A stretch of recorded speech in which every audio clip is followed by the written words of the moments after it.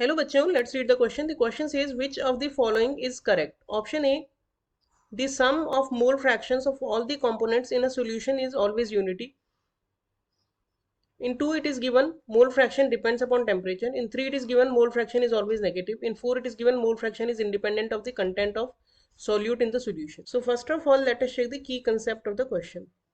The key concept of this question is that what do you understand by mole fraction?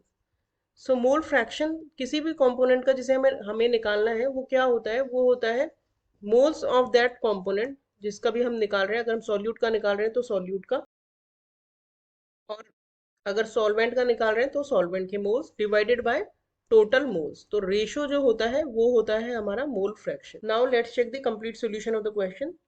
सो अगर हम statement given इन 1 देखें तो अगर हम बात करें, सपोज सॉल्यूट के मोल्स हैं Na, सॉल्वेंट के मोल हैं Na,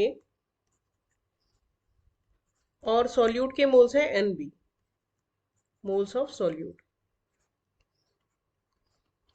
दो ही कंपोनेंट्स हैं हमारे पास, तो मोल फ्रैक्शन ऑफ सॉल्वेंट हो जाएंगे Na by Na plus Nb, and mole fraction of solute हो जाएगा Nb divided by Na plus Nb. अब अगर हम सम करें Xa और Xb का तो ये आएगा 1.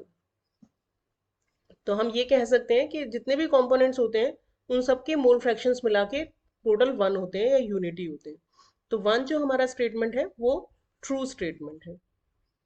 If we talk about statement given in 2, so mole fraction does not depend on temperature because ये रेशो है.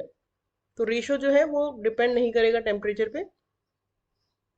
मोल फ्रैक्शन जो होता है वो मास से निकाला जाता है और mass does not depend on temperature. So mole fraction does not depend on temperature.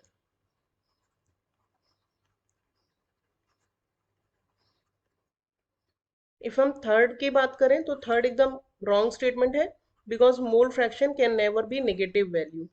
It will be in points but in decimals but not a negative value, is never negative.